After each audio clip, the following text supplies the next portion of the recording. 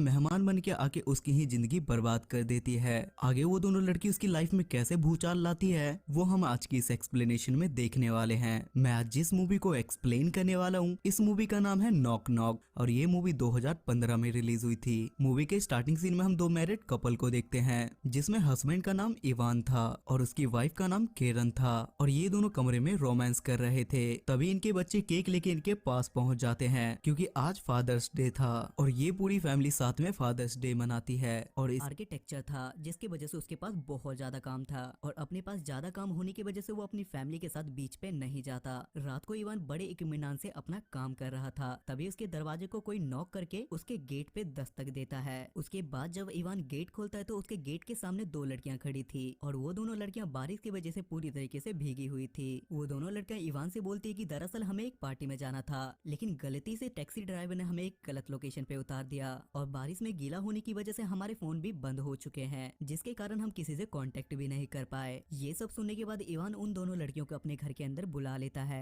वो उन दोनों लड़कियों को टॉवल देता है और कुछ गर्म कपड़े देता है जिससे वो सर्दियों से बीमार न पड़े। उनके मदद के लिए इवान एक कैब भी बुक कर देता है जो कि अगले 45 मिनट में उनके लोकेशन पे पहुंचने वाला था। तब तक इवान इनके लिए कॉफी बनाने के लिए किचन में जाता है और इवान के किचन जाते के साथ ही ये दोनों लड़कियां उसके घर के नीचे देखने लगती है। पर इवान की वाइफ एक स्टैच्यू आर्टिस्ट थी इसलिए उसने अपने घर में बहुत सारी मूर्तियां बना रखी थी और ये दोनों लड़कियां उस मूर्तियों को भी छूने लगती है। इसके बाद इवान के किचन से बाहर आते के साथ ही ये दोनों लड़कियां इवान से बातें करने लगती है। पहले तो सब कुछ नॉर्मल था पर थोड़ी देर बाद वो दोनों लड़कियां इवान को घबाघब करने के लिए उकसाने लगती है। इवान को इन सब चीजों में बिल्कुल भी इंटरेस्ट नहीं था और वो बहुत ज्यादा इरिटेट हो चुका था। इस वजह से वो बार बार अपनी सीट बदलने लगता है और वो वहाँ टैक्सी के आने का इंतजार करने लगता है। थोड़ी देर बाद वो दोनों लड़कियां बाथरूम में चली जाती है और उनके बाथरूम के जाते के साथ ही वहाँ टैक्सी आ जाती है। टैक्सी का नोटिफिकेशन देखते के साथ ही इवान उसे बाथरूम की गेट से आवाज लगाता है लेकिन अंदर से उन दोनों लड़कियों में से कोई भी रिस्पॉन्स नहीं करती। पर थोड़ी देर बाद वो दोनों लड़कियां इवान को अंदर बुलाती है जहां वो दोनों लड़कियां इवान को अपने मौत के कुएं में प्लम्बर की पाइप फिटिंग करवाने के लिए बोलती है। पहले तो इवान उन्हें मना करता है पर उन लड़कियों की काफी जबरदस्ती करने के बाद इवान सोचता है कि चलो कर ही लेता हूँ और वहाँ इवान दबा दबा के उन दोनों के साथ घबाघब करता है। बाहर टैक्सी ड्राइवर काफी देर से इनका इंतजार कर रहा था लेकिन ज्यादा देर तक कोई रिस्पॉन्स ना मिलने की वजह से वो राइड को कैंसिल करके वहाँ से चला जाता है। अगले दिन जब इवान की नींद खुलती है तो वो देखता है कि इन दोनों लड़कियों ने मिलकर उसके पूरे घर की ऐसी तैसी कर रखी है और वो दोनों किचन में बैठ के किसी हफ्सियों की तरह बैठ के खाना खा रही थी। तभी एक बार फिर से इवान के घर की डोरबेल बजती है और वहाँ जाने के बाद इवान को पता चलता है कि ये उसकी वाइफ की एक फ्रेंड है और वो इवान से ये कहने के लिए आई थी कि अगर तुम्हें किसी भी हेल्प की जरूरत हो तो तुम मुझे जरूर बताना। इवान उनसे बोलता है कि मुझे अभी किसी भी चीज की जरूरत नहीं है। इवान उसे बात कर ही रहा था तभी ये दोनों लड़कियां आके इवान से चिपकने लगती है और ये देखने के बाद केरन की फ्रेंड काफी ज्यादा नाराज हो जाती है और उसे लगता है कि इवान ने दो लड़कियों को अपने घर पे बुला के उसके साथ कुत्ता डांस कर रहा है। ये सब देखने के बाद इवान को उन दोनों लड़कियों पे बहुत ज्यादा गुस्सा आता है और इवान इन दोनों से बोलता है कि तुम दोनों यहाँ से जल्दी से निकल जाओ वरना मैं यहाँ पुलिस को बुला लूंगा। जिसपे वो दोनों लड़कियां कॉन्फिडेंट के साथ इवान को बोलती है कि तू बुला ले पुलिस को और पुलिस को हम भी बोलेंगे कि तूने हमारी टांग उठा के ली है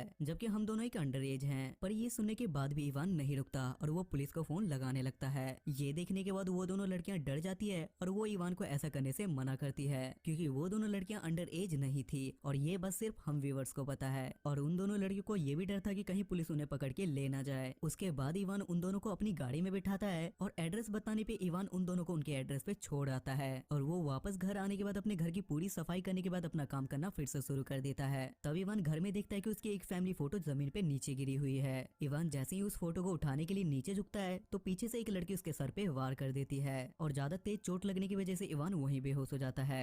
होश आने के बाद इवान खुद को अपने ही घर में अपने ही बेड पे बंधा पाता है और वो दोनों लड़कियां भी उसी के घर का मेकअप भी यूज करने लगती है। दोनों लड़कियों में से एक लड़की इवान की बेटी की ड्रेस पहन लेती है और उसके बाद वो इवान के पास जाके उसके साथ घबाघब करती है और दूसरी लड़की वहाँ पे खड़ी होकर उसकी वीडियो बना रही थी। इवान जैसे तैसे करके अपने हाथ की एक रस्सी खोलता है और वो घबाघब कर रही लड़की को एकदम से नीचे गिरा देता है और वो वीडियो बनाने वाली लड़की का भी गला दबाने लगता है। लेकिन तभी वो लड़की एक नुकीली चम्मच इवान के कंधे में चुभा देती है जिसके कारण इवान को बहुत ज्यादा दर्द होता है और वो दोबारा से बेहोश हो जाता है। होश आने के बाद इवान दोबारा देखता है कि उन दोनों लड़कियों ने मिलकर इस बार उसे चेयर पे बांध दिया है और वो दोनों लड़की डिसाइड करती है कि वो इस बार इवान के साथ सवाल जवाब करेगी और गलत जवाब देने पे वो दोनों लड़की मिलकर इवान के पिछवाड़े में डंडा डाल देगी। लेकिन तभी वहाँ लुइस आ जाता है जो इवान की वाइफ का असिस्टेंट था। लुइस के वहाँ आते के साथ ही वो दोनों इवान पे कपड़ा डाल के उसे दूसरे कमरे में छुपा देते हैं। वो दोनों लुइस से बोलते हैं कि हम इवान की कजन है लेकिन घर की हालत देख के लुइस लुइस समझ जाता है कि यहाँ पे कुछ तो गड़बड़ है, लेकिन उसका शक हकीकत में तब बदलता है जब वो इवान की चिल्लाने की आवाज सुनता है। इवान की आवाज सुनते के साथ ही वो इवान को छुड़ाने की कोशिश करने लगता है, पर दूसरी तरफ वो दोनों लड़की केरन की बनाई हुई मूर्ति को तोड़ने लगती है, जिसे देखने के बाद लुइस इवान को छोड़ के उस मूर्ति को बचाने के लिए जाता है। लेकिन तभी उसे मूर्ति को देखते हुए उसे अस्थमा अटैक आ जाता है और वो मूर्ति से टकरा के नीचे गिर जाता है, लेकिन अनफॉर्चुनेटली उसकी वहीं डेथ हो जाती है। ये देखने के बाद हम व्यूअर्स को लगता है कि उन दोनों लड़कियों को बहुत तगड़ा झटका लगा होगा और उसकी मौत के बाद उनकी फटके 4 हो गई होगी। लेकिन यहाँ पे हमारी सोच बिल्कुल गलत है। एक इंसान को जिंदा मारने के बाद भी वो दोनों लड़कियां बहुत ज्यादा खुश होती है। उसके बाद वो इवान और लुइस दोनों का फोन निकालती है और वो दोनों एक दूसरे के फोन से एक दूसरे को मैसेज भेजने लगती है, ताकि लोगों को ये लगे कि लुइस का चक्कर इवान की वाइफ से चल रहा था और इसी गुस्से की वजह से इवान ने लुइस को जान से मार दिया। ये देखने के बाद इवान उन दोनों लड़कियों से भीख मांगने लगता है, पर वो दोनों लड़कियां लुइस की बॉडी को भी ठिकाने लगाने लगती है। तभी इवान अपने पैर के अंगूठे की मदद से अपनी वाइफ को कॉल करने की कोशिश करता है, पर वो लड़कियां उसका फोन भी तोड़ देती है। और जब इवान वहाँ पे ज्यादा उछल कूद करने की कोशिश करता है तो वो दोनों लड़कियां उसके सर पे गन पॉइंट करने लगती है। अगले सीन में हम देखते हैं कि ये दोनों लड़कियां गड्ढा खोद के इवान को उस गड्ढे में बंद कर देती है जहाँ बस उसका सर बाहर रखा गया था, और वो इवान से कहती है कि हमें ये सब करने में बहुत मजा आता है। और उसके बाद वो दोनों लड़कियां इवान की फेसबुक प्रोफाइल पे वो घबाघब वाली वीडियो डालने लगती है, जिसे देखने के बाद लोगों को ये लगेगा कि इवान फादर्स डे पे अपनी बेटी के साथ ही घबाघब कर रहा था, क्योंकि उस वीडियो में किसी भी एंगल से उस लड़की का फेस नहीं दिख रहा था। और वो दोनों लड़कियां वीडियो कैप्शन में भी लिख देती है कि हैप्पी फादर्स डे, और ये करने के बाद वो दोनों लड़कियां वहाँ से चली जाती है। तब इवान किसी तरीके से अपना एक हाथ वहाँ से बाहर निकालता है और वो वीडियो को डिलीट करने के चक्कर में गलती से वीडियो को लाइक कर देता है, और कुछ इसी तरीके से ये मूवी यहाँ खत्म हो जाती है।